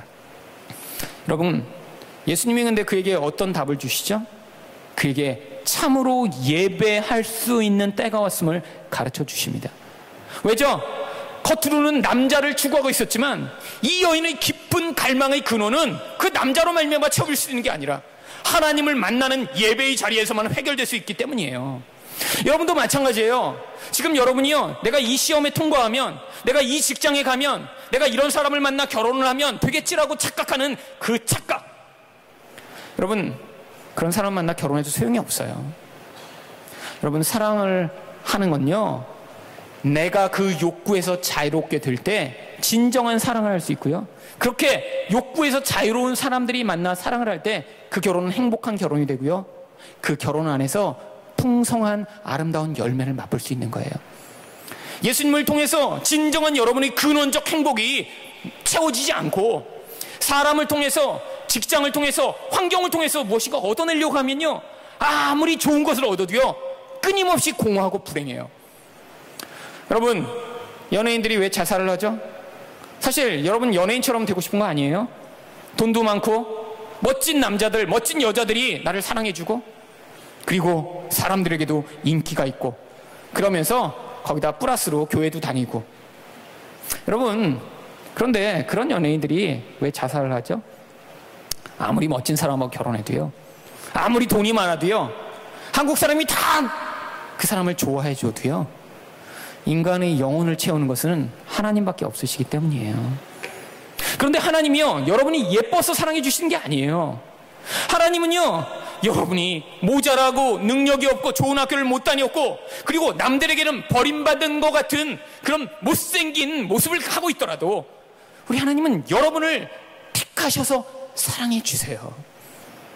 여러분, 바로 그 이야기가 이 본문에 같이 붙어서 있습니다. 창세기 29장 마지막을 볼까요? 31절이에요. 여호와께서 레아가 사랑받지 못함을 보시고 그의 태를 여셨으나 라헬은 자녀가 없었더라. 여러분, 라헬의 입장에서 한번 이 이야기를 돌아보죠. 여러분, 동생이 얼굴도 예쁘고 몸도 예뻐요. 근데 자기는요, 태어날 때부터 장애를 가지고 태어났어요. 여러분, 집에 누가 놀러 오면 어땠을까요? 라헬을 보면서 아이고 귀여워, 아이고 그냥 어떻게 그렇게 그냥 귀엽게 생겼니, 예쁘게 생겼니, 일로 와봐, 아저씨한테 뽀뽀 좀 한번 해봐. 그런데 레아를 보고 아이고 첫째 딸이에요? 아유 튼튼하게 생겼네. 여러분, 얼마나 많이 상처받았을까요? 여러분, 멀리 비교의 대상이 있으면 별로 상처 안 받아요. 여러분, 김태희 때문에 막 상처받아갖고 막 잠을 못 주무시고 그래서요? 이 김태희 인연 그냥. 여러분, 장동건 때문에 그냥 여러분 막 거울을 볼 때마다 내가 언제 만나면 죽이리라, 이런 사람이 있어요? 멀리 있는 사람 때문에 상처 안 받아요. 왜? 멀리 있는 사람이랑 비교가 안 돼요. 근데 누구랑 비교해요? 조에서 비교하죠. 여러분, 집에 있는 언니나 동생하고 비교하죠. 여러분, 그래서 막 살의 그 충동을 느낄 때가 가끔씩 있죠. 내가 예쁘고 싶어서 옷 하나 사놨는데 언니가 입고 가면 그 다음날 죽여버려야지, 이거 막 그렇게 마음 들 때가 있죠. 내가 더 이쁘고 싶었는데 그게 내 기회를 뺏어갔기 때문에 화가 나는 거예요. 여러분, 집에서 여러분 형이 여러분보다 더 칭찬받을 때 밉죠. 가까운 곳에서 누군가 비교하기 시작하면요, 그게 더 고통이고 상처예요. 여러분, 누가 여러분이랑 아유 뭐 김태희보다 조금 못생기셨네요, 그렇다고 막 상처 있고 안 그래요. 비교의 대상이 안 되잖아요. 클래스가 다르잖아요. 그런데 집에서 엄마, 언니는 이렇게 엄마 닮았는데 너는 이렇게 아빠 닮아서 튼튼하게 생겼니? 그런데 자매한테 그런 얘기하면 얼마나 상처받아요. 왜? 인간 안에요, 사랑받고 싶은 욕구가 너무 많아서 그래요. 그런데 원래 이 사랑을 하나님이 채우셔야 돼요. 하나님이 우리를요, 우리 영혼 안에 뻥 뚫린 공간을 만들어 놓으시고요, 하늘의 생명으로 원래 채워주셨어요. 그것을 뭐라고 부르냐면 축복이라고 부르는 거예요. 축복은요, 하늘 생명이 우리 안에 충만해서 우리가 불만족도, 모든 고통도 우리 안에 비교의식도 없는 상태를 얘기하는 거예요. 그런데 죄가 들어오면서 그 하나님의 축복이 떠났어요. 공허해요. 사랑받고 싶어요. 하나님에게 받았으면 될 사랑, 사람이 주는 사랑으로는 채워지지 않으니까 더 많이 사랑받고 싶고, 더 많이 내가 인정받고 싶고, 더 많이 인기를 얻고 싶은 거예요. 여러분, 이 마음이 극대화된 모습이 누군지 아세요? 사울이라는 사람에게 극대화된 거예요.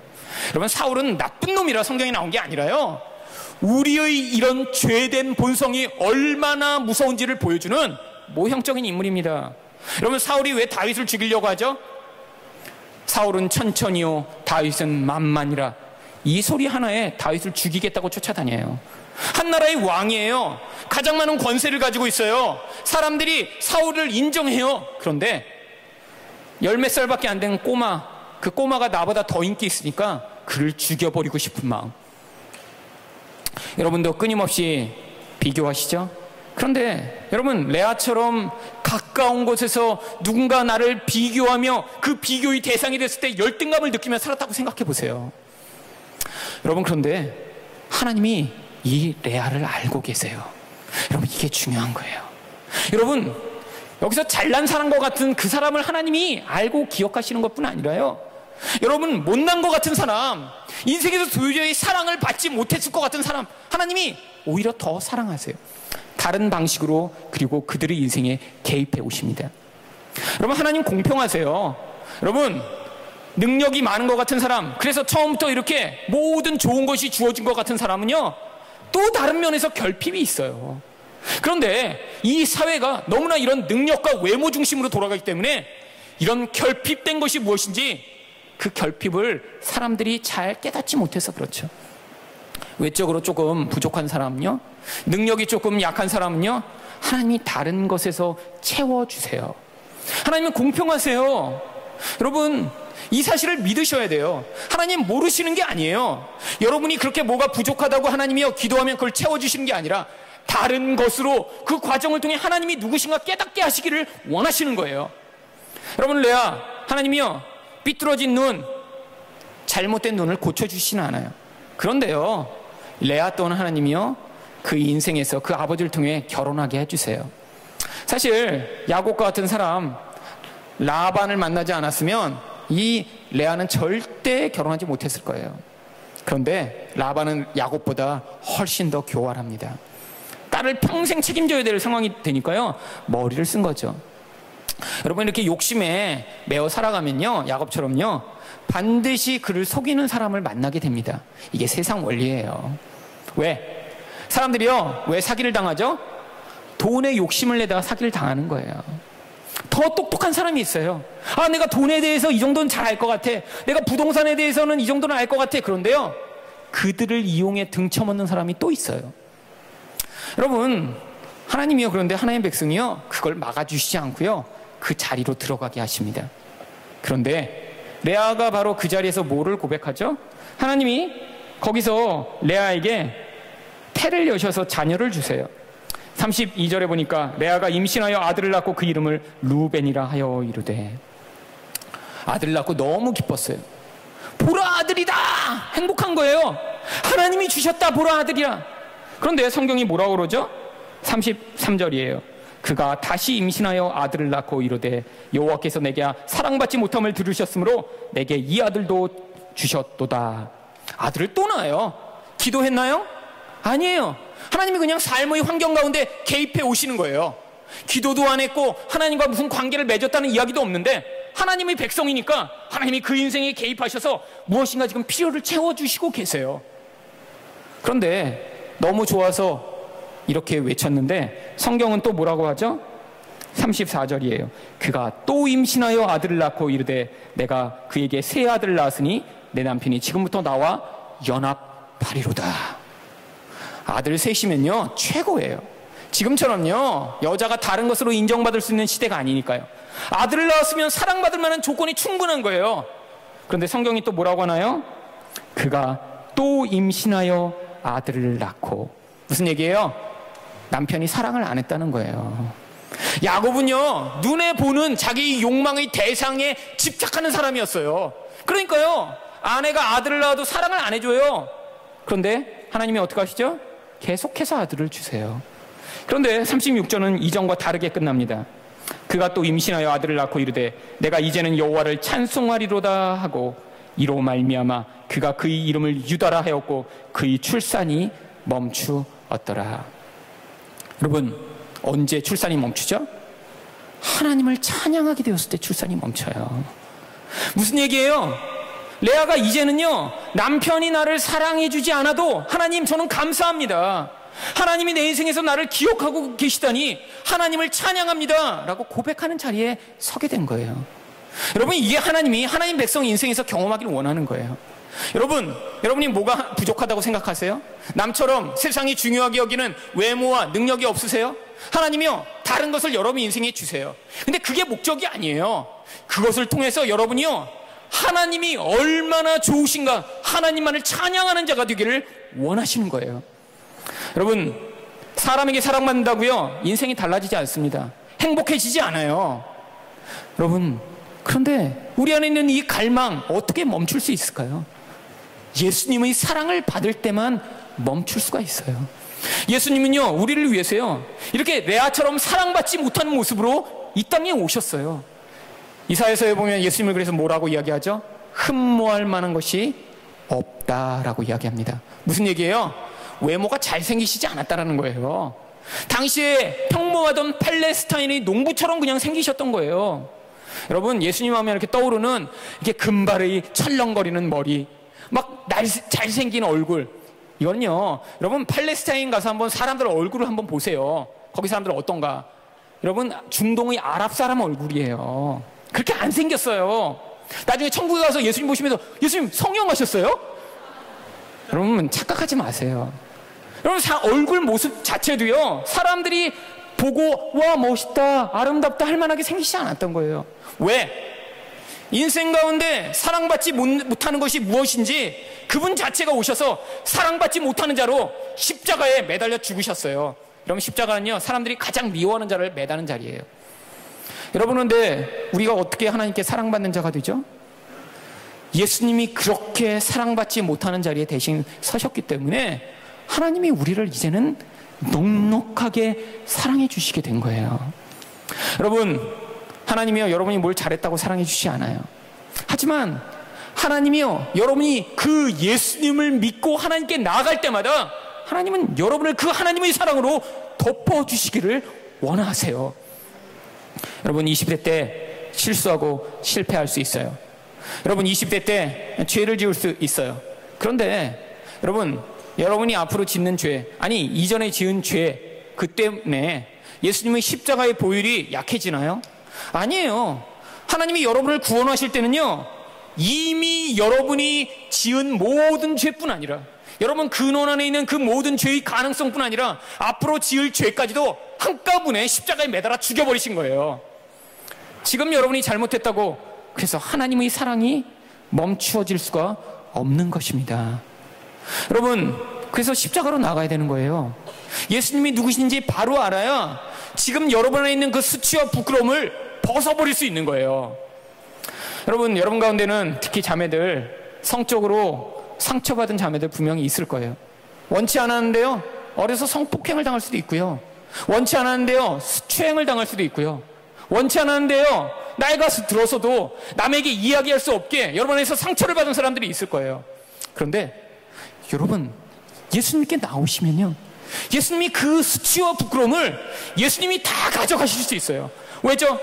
예수님이 십자가에서 가장 수치스러운 자리에 서셨어요. 여러분, 십자가는요, 사형수를 가장 부끄럽게 만들어 죽이는 장소입니다.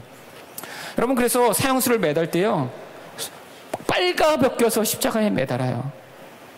여러분, 그래서요, 십자가에 매달린 자는요, 자기 수치와 부끄러움을 가릴 수가 없어요. 많은 사람들 앞에서 빨가벗겨져 이렇게 매달려 있다고 생각해 보세요. 바로 죽는 게 아니에요. 6시간, 8시간, 어떤 사람은 3일까지도 매달려 있으면서 죽어요. 여러분, 예수님이 하늘의 왕이신 그분이 왜 그렇게 수치스러운 자리로 내려오셨죠? 여러분이 그 수치를 다 가져가시기 위해서예요. 남들처럼 멋있는 모습, 완전한 모습, 멋진 모습을 보이지 못했기 때문에 가지는 그 수치. 여러분, 우리 안에서 이 수치감은요, 내가 사람들한테 멋지고 완벽하고 온전한 모습을 보이고 싶은 욕구에서 근원해요. 그런데 그게 망쳐져 버린 거잖아요. 여러분, 순결하고 싶었는데 그 순결이 깨진 거잖아요. 멋진 모습을 보이고 싶었는데 실수한 거잖아요. 하나님이요, 그 수치를 십자가에서 다 가져가시고요, 여러분을 그 수치를 다 닦아주시길 원해요. 여러분, 십자가 앞에 나가야 여러분이 그 근원 안에 있는 영적 수치감이 자유롭게 될 수 있어요. 나중에요, 마음 착한 어떤 남자를 만나면, 그래서 고백하면 그 수치를 다 덮어줄 수 있다고요? 아니요. 예수님을 먼저 만나셔서요, 예수님이 괜찮아 딸아, 내가 너희 그 모습 그대로 내가 너를 사랑해.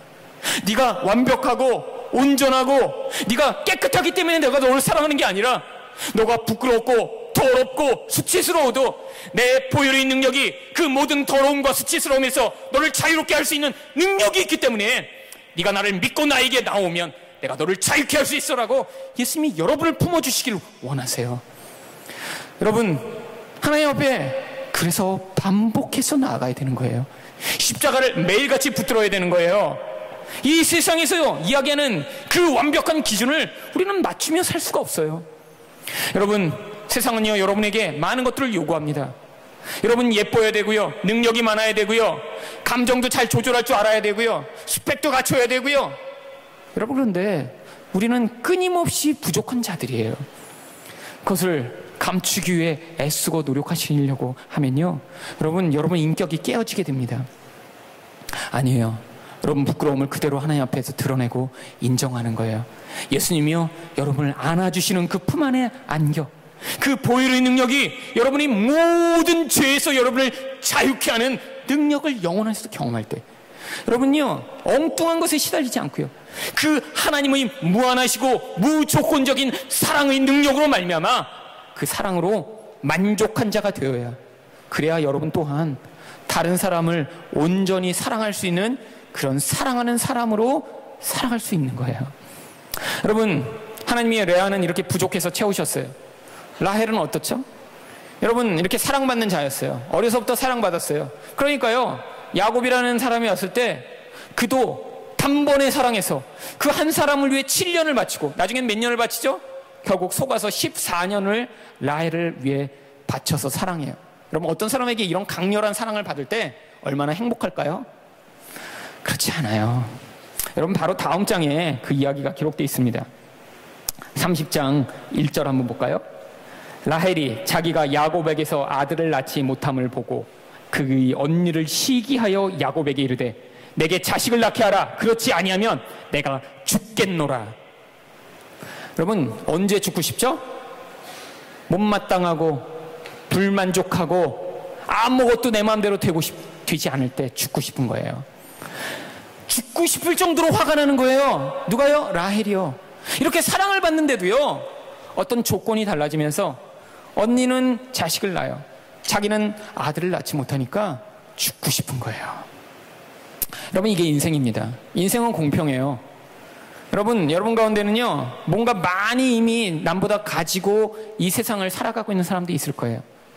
남들은 고민해서 등록금을 마련해야 되는데, 여러분의 부모님이 경제적 여유가 있으셔서 여러분은 어려서부터 돈 때문에 한 번도 걱정을 안 해본 사람이 있을지도 몰라요. 아니, 어떤 사람은요, 여러분 얼굴이 뽀얗고 예쁜 게 뭐 여러분이 잘나서 그래요? 크림 발라서 그렇게 된 거예요? 아니잖아요. 원판을 그렇게 부모가 만들어 주신 거잖아요. 여러분, 그래서 부모님한테 감사하고 계세요? 매일처럼 행복하세요? 부모님 때문에? 아니죠. 여러분, 근데 그렇게 타고났어도요, 부족해요. 불만족해요. 언젠가 화가 나고 언젠가 마음에 죽고 싶은 욕구가 솟구칠 때가 있어요.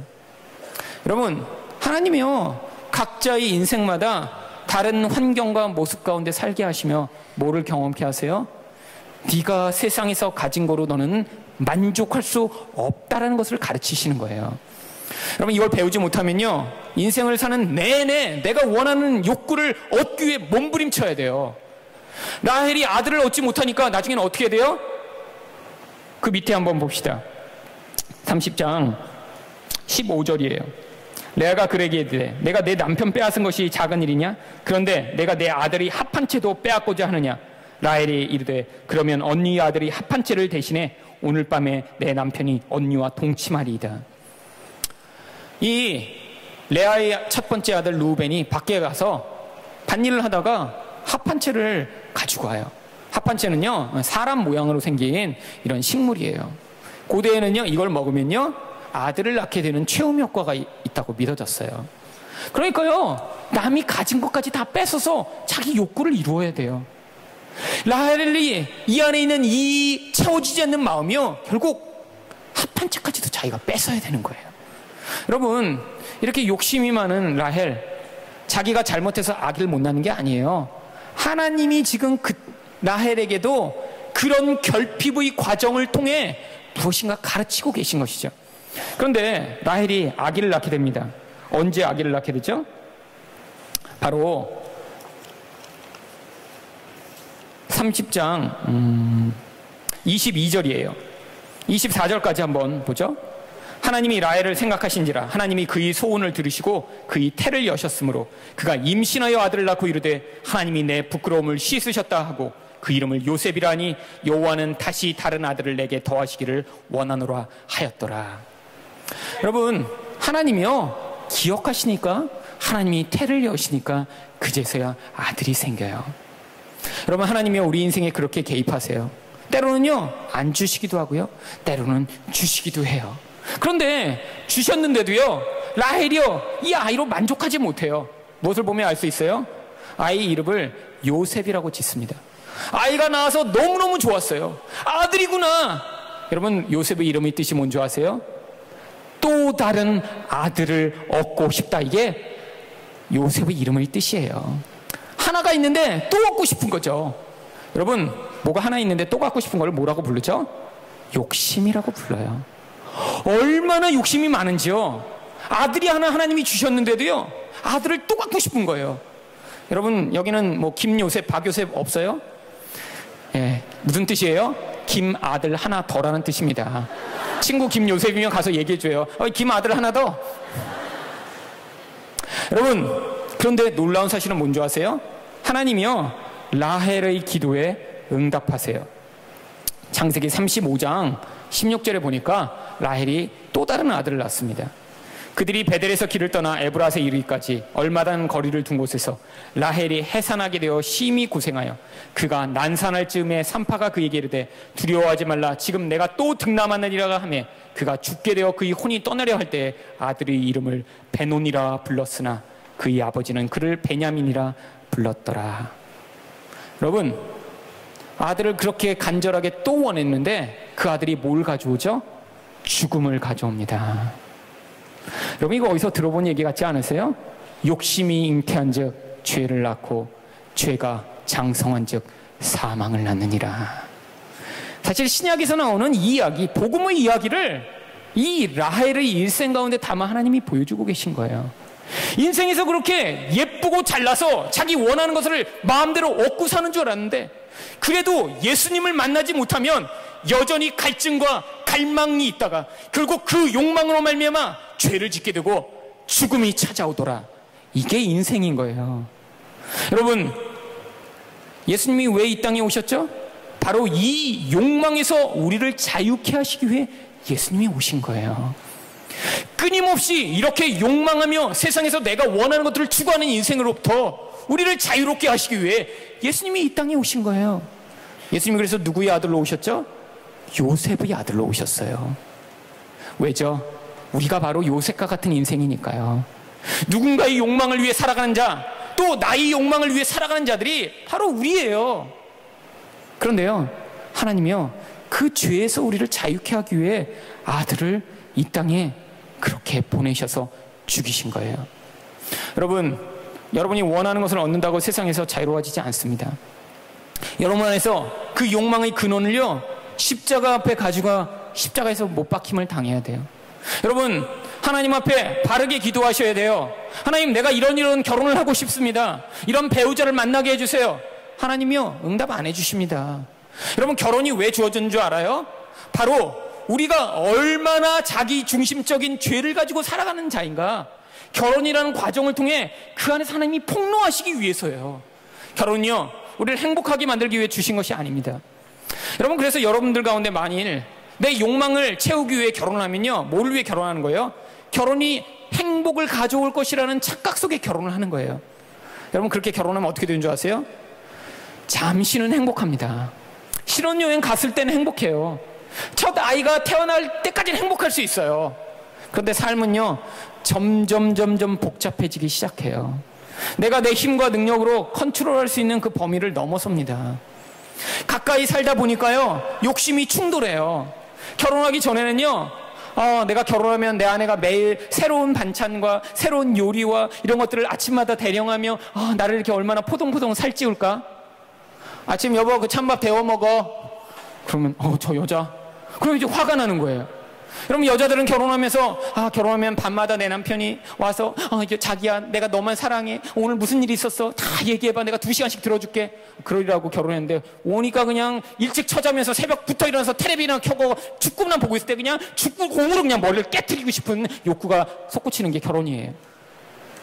여러분, 결혼하면요 자기 중심성이요 서로 충돌하기 시작합니다. 하나님이요, 그 자리에서 우리를 보게 하시는 거예요. 뭘요?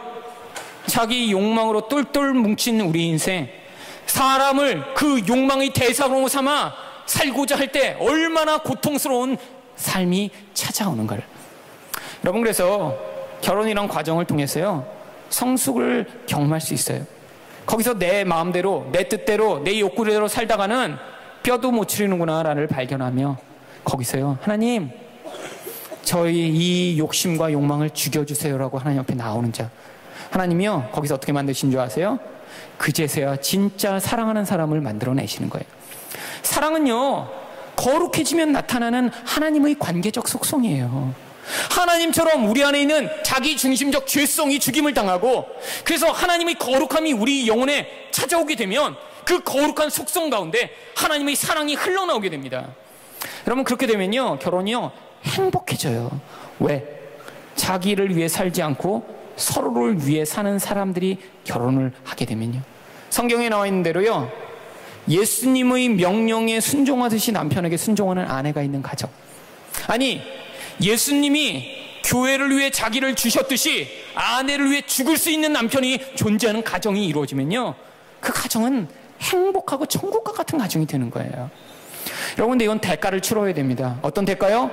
그런 자기 욕심으로 똘똘 뭉친 그 욕망의 자아가 죽임을 당하는 과정을 대가로 치러야 되는 거예요. 여러분 가운데 그래서 앞으로 연애를 하고 결혼할 때 무엇을 놓고 기도하셔야 돼요?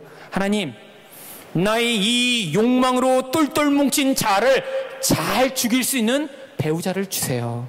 이렇게 기도하셔야 되는 거예요. 그리고요, 어떤 사람을 찾으세요? 나를 이렇게 정말로 자아를 죽여 내가 이렇게 거룩하게 만들 수 있는 그런 사람이 누군가. 여러분, 이런 사람은 주변에 많이 있습니다. 여러분이요, 자꾸 자기를 만족시킬 사람을 주변에 찾으니까 없는 거예요. 그렇잖아요? 여러분이 기준을 세워놓고 그 기준으로 내가 원하는 기준, 나는 이렇게 눈이 큰 사람이 좋아, 코는 이 정도여야 돼야 되고, 머리는 생머리였으면 좋겠고, 그러니까 없죠. 그런데요, 여러분이 이렇게 섬기고 사랑할 대상, 그런 사람을 찾아보세요. 근데 여러분, 그냥 사랑하게 되나요? 자기가 죽어야 사랑하잖아요. 그런 사람은 주변에 되게 많죠? 이렇게 돌아보면, 야, 저 사람은 내가 가서 도와줘야지만 살겠구나, 이런 사람 되게 많아요. 근데 아직도 이런 얘기를 들었는데도 불구하고 교만하게, 아니야, 어딘가 백마 타는 왕자가 있을 거야, 이러고 있다가 나중에 청년부 가서 울지 마세요, 제발. 지금 청년부에 수천 명이 그렇게 대학부 때 이런 얘기를 해줬는데도 말을 안 듣고 주변에서 안 찾은 다음에 나중에 언젠가 있을 거야, 그리고 끊임없이 교만한 마음으로 주변에 약간 좀 모자란 형제들이 이렇게 야, 그럴 때 뭐야? 그냥 무서운 눈으로 바라보면서 그냥 저같이 끼 어떻게 나를 좋아해? 그리고 그냥 화나 죽겠어 정말. 막 이렇게 막 친구들한테 얘기하면서 막 어떻게 저런 게 날 좋아할 수 있지, 막 이렇게 했던 자매들이 지금 막 거기서 피눈물을 쏟으며, 하나님, 그때 그냥 제가 그냥 겸손하게 반응할 걸 잘못했습니다. 지금은 하나님 그냥 40대라도 좋습니다, 막 이러면서 지금 울고 있어요. 여러분, 인생의 기회가 많지 않습니다. 물론 여러분, 적절한 때에 연애를 해야 돼요. 여러분, 지금 20살 여기 짜리들 지금 연애한다고 그 사람이랑 계속 지금 사귈 가능성 거의 없어요. 그러니까 괜히 쓸데없는 일에 낭비하고 애쓰지 마세요. 불안해하지 마세요. 여러분, 27, 28쯤 돼야 겨우 이제 가능성이 한 조금 있는 거예요. 여러분, 연애하느라고 인생의 가장 중요한 시기를 애쓰고 또 연애 못한다고 맨날 고민하고 불안해하다가 하나님이 주신 이 축복되고 중요한 시기를 다 날려버리고, 어차피 나중에 결혼하면 계속 같이 시간을 보내고 같이 변화돼야 되고 같이 사랑해야 돼요. 여러분, 그것만 해도요, 시간이 모자라고 아까워요. 여러분, 20대 때 엉뚱한 내가 아니라 하나님 안에서 여러분이 욕망을 죽여 거룩하고 아름다운 사람이 되도록 하나님이 여러분 인생에 개입하시도록 여러분 인생을 내어드리세요. 하나님이요, 여러분이 그런 저급하고 질이 낮은 욕망에서부터뿐 아니라 하나님이요, 더 거룩한 부분에까지 여러분 인생을 변화시키셔서요, 그래서 나중에는요, 나이가 들어도 그렇게 자기를 위해 사는 사람이 아니라 정말로 하나님의 뜻과 목적을 위해 살아가는 인생으로 여러분 인생을 사용하실 수 있어요. 이 시간 함께 한번 기도합시다.